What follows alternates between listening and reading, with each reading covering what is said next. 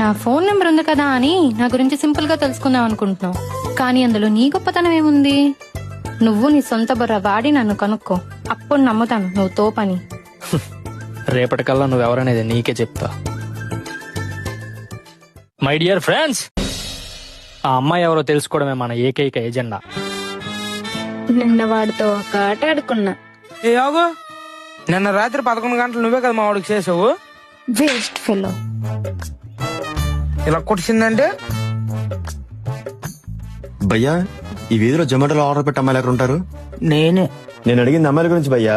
నేనన్నది అదే బాయా.